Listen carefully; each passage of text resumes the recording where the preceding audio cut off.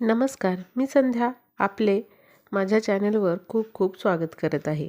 तर आजच्या व्हिडिओमध्ये मकर संक्रांतीविषयी आपण माहिती बघणार आहोत.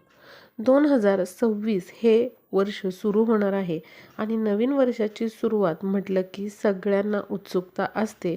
ती वर्षातला पहिला येणारा सण म्हणजे मकर संक्रांतीची. तर 2026मध्ये मकर संक्रांत 14 जानेवारी 2026ला बुधवारी आलेली आहे. बघा, शक्यतो मकर संक्रांत ही 15 जानेवारीला दरवर्षी साजरी केली जाते. पण काही विशेष योग असेल त्या वर्षीच ही मकर संक्रांत 14 जानेवारीला साजरी केली जाते.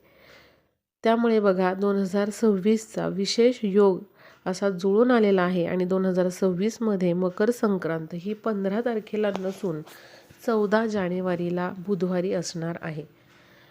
त्याचबरोबर बघा, या मकर संक्रांतीला जो रंग आहे म्हणजेच मकर संक्रांती ज्या रंगाचे कपडे परिधान करते, वस्त्र परिधान करते, ते रंग वर्ज समजण्यात येतात. त्यामुळे यावर्षी म्हणजेच 2026मध्ये मकर संक्रांतीने कोणता रंग परिधान केलेला आहे, त्याचबरोबर मकर संक्रांतीचे नियम आहेत ते पण मी तुम्हाला सांगणार आहे. त्याचबरोबर कोणकोणत्या वस्तू आपण वापरू शकतो, कोणकोणत्या वस्तू महिलांनी विशेष करून या मकर संक्रांतीच्या दिवशी वापरायच्या नाहीत, कोणत्या रंगाची साडी किंवा कपडे आपण परिधान करायचे, कोणता शुभ रंग आहे हे पण मी तुम्हाला सांगणार आहे. तर बघा, मकर संक्रांत 2026मध्ये 14 जानेवारीला बुधवारी आलेली आहे. मकर संक्रांती दिवशी बघा, सूर्य हा मकर राशीमध्ये प्रवेश करतो. त्यामुळेच हा दिवस मकर संक्रांत म्हणून ओळखला जातो. याच दिवसापासून उत्तरायणाला सुरुवात होते आणि म्हणूनच आपण हा दिवस मकर संक्रांत म्हणून साजरा करतो. मकर संक्रांत हा सण सूर्यनारायणाचा सण म्हणून ओळखला जातो. त्यामुळे मकर संक्रांती दिवशी सकाळी लवकर उठून सूर्याला अर्घ्य द्यायला विसरू नका. तांब्याच्या भांड्यामध्ये स्वच्छ पाणी घेऊन थोडीशी हळद आणि त्याचबरोबर आपल्याला थोड्याशा अक्षता त्यामध्ये टाकून सूर्यदेवांना अर्घ्य न विसरता द्यायचं आहे. घरातील सर्वांनी दिलं तरी चालेल किंवा ज्या महिला आहेत त्यांनी तरी अर्घ्य जे आहेत ते सूर्यनारायणाला द्यायचं आहे.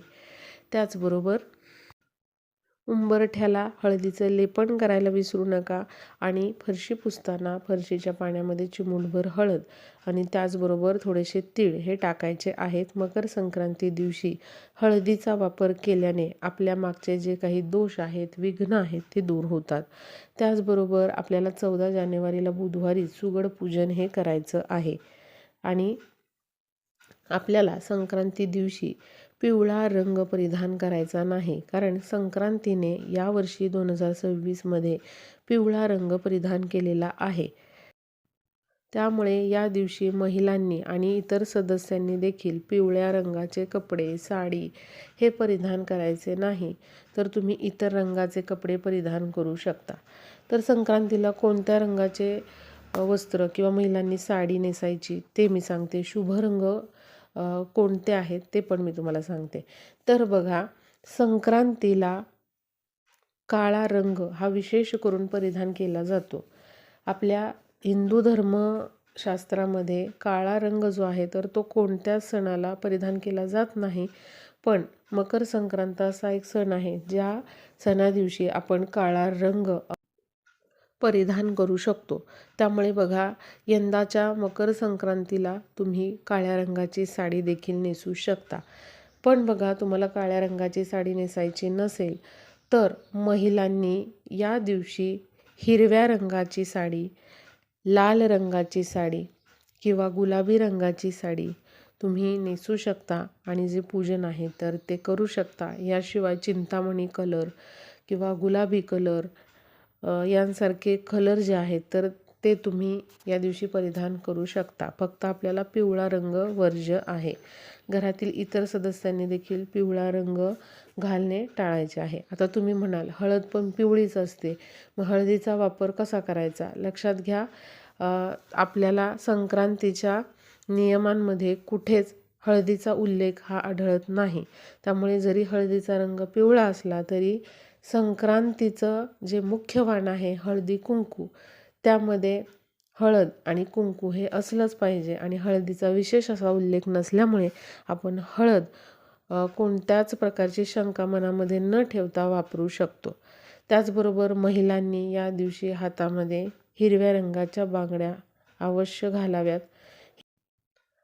कारण हिरवा रंग हा सौभाग्याचा रंग समजला जातो. त्यामुळे महिलांनी या दिवशी हिरव्या बांगड्या हातामध्ये घालायच्या आहेत. अगदी तुम्ही थोड्या थोड्या घाला, पण अवश्य या दिवशी हिरव्या बांगड्या ज्या आहेत तर त्या घालायच्या आहेत. त्याचबरोबर बघा, बांगड्यांबरोबर लाखाची बांगडी देखील घातली जाते. बऱ्याच भागामध्ये लाखाची बांगडी जी आहे किंवा लाखाचा जो चुडा आहे तर तो मिळतो. तुमच्या भागामध्ये मिळत असेल तर या दिवशी लाखाची बांगडी अवश्य तुम्ही हातामध्ये घाला. संक्रांती दिवशी हातामध्ये लाखाची बांगडी घालणे खूप आणि खूप शुभ मानले जाते. तर मिळत असेल तर नक्की तुम्ही लाखाची जी बांगडी असते ती घालू शकता. सौभाग्याचा सण असल्यामुळे या दिवशी महिलांनी गळ्यामध्ये मंगळसूत्र, पायामध्ये जोडवी, हातामध्ये बांगड्या, कपाळाला टिकली, कुंकू हे अवश्य लावायचं आहे. या दिवशी साडी किंवा छानसा ड्रेस देखील तुम्ही घालू शकता. तुमच्या आवडीनुसार तुम्ही कोणत्याही प्रकारचे छान असे व्यवस्थित कपडे जे आहेत किंवा साडी आहे तर ते घालू शकता. तर आता या वर्षीच्या म्हणजेच 2026च्या मकर संक्रांतीची माहिती बघूया. तर बुधवार दिनांक 14 जानेवारी 2026ला दुपारी 3:06 सूर्य मकर राशीत प्रवेश करीत आहे. आता संक्रांतीचा पुण्यकाल बुधवार दिनांक 14 जानेवारी 2026 रोजी दुपारी 3:06 सूर्यास्तापर्यंत संक्रांतीचा पुण्यकाल आहे. सूर्याचे मकर संक्रमण बालवकरणावर होत असल्याने वाहन वाघ असून उपवाहन घोडा आहे. तिने पिवळे वस्त्र परिधान केलेले असून हातात गदा घेतली आहे. केशराचा टिळा लावलेला आहे. वयाने कुमारी असून बसलेली आहे. वासाकरिता जाईचे फूल घेतलेले आहे. पायस भक्षण करीत आहे. सर्प जाती आहे. भूषणार्थ मोती धारण केलेले आहेत. वार नाव व नक्षत्र नाव मंदाकिनी असून सामुदाय मुहूर्त 30 आहेत. पूर्वेकडून पश्चिमेस जात आहे व वायव्येस पाहत आहे. संक्रांतीचे फल. संक्रांतीने ज्या वस्तू परिधान केलेल्या आहेत त्या वस्तू महाग होतील. संक्रांती जेथून आली आहे तेथील जनतेला सुख प्राप्त होईल. त्याचबरोबर संक्रांतीच्या दिवशी तुम्ही काही वस्तूंचे दान करू शकता. त्यामध्ये नवे भांडे, गाईला घास, अन्न, तिळपात्र, गूळ, तीळ, सोने, भूमी, गाय, वस्त्र, घोडा इत्यादी यथाशक्ती दान तुम्ही करू शकता. संक्रांतीमध्ये वर्ज्य कामे, दात घासणे, कठोर बोलणे, वृक्ष गवत तोडणे, गाई म्हशींची धार काढणे व कामविषयक सेवन ही कामे करू नये. बघा, संक्रांत पायस भक्षण करत आहे. पायस म्हणजे खिरीसारखा पदार्थ आहे. त्यामुळे संक्रांती दिवशी शक्यतो खिरीचा करणं टाळायचे. या दिवशी तीळ आणि गूळ याचा पदार्थ करून तिळाची वडी, लाडू, तिळगुळाचे लाडू हे करून तुम्ही नैवेद्य ठेवू शकता. बघा, या काळामध्ये थंडीचे दिवस असतात. तीळ आणि गुळामध्ये शरीराला उष्णता मिळते, म्हणूनच तीळ आणि गुळाचा नैवेद्य करण्याची प्रथा आहे. त्याचबरोबर पुरणपोळीचा नैवेद्य देखील या दिवशी मकर संक्रांती दिवशी केला जातो. मकर संक्रांतीच्या दुसऱ्या दिवशी 15 जानेवारीला गुरुवारी किंक्रांत साजरी केली जाणार आहे. किंक्रांती दिवशी लहान मुलांचे बोरन्हाण देखील केले जाते. आणि बघा, अशा प्रकारे मकर संक्रांतीपासून रथसप्तमीपर्यंत घरोघरी महिला हळदी कुंकवाचा कार्यक्रम ठेवत असतात. आणि या हळदी कुंकवाच्या कार्यक्रमाला वाण म्हणून हळदी कुंकवाबरोबर महिला काहीतरी भेटवस्तू दुसऱ्या महिलेला देत असतात. कारण बघा, संक्रांतीला दानाचे विशेष महत्त्व आहे. त्यामुळे हळदी कुंकवाला आलेल्या स्त्रियांना भेट म्हणून ही वस्तू देण्यात येते. तर अशा प्रकारे आपण बघितलं 2026ची मकर संक्रांतीची सर्व माहिती तुम्हाला सांगितलेली आहे. त्याचबरोबर कोणता रंग वर्ज्य आहे, मकर संक्रांतीने काय धारण केलेले आहे, त्याचबरोबर ती कशावरून आलेली आहे, काय भक्षण करत आहे, हे सगळं आपण सांगितलेलं आहे. व्हिडिओला जास्तीत जास्त शेअर करा, म्हणजे 2026च्या मकर संक्रांतीची संपूर्ण माहिती अनेक साऱ्या ताईंना मिळेल.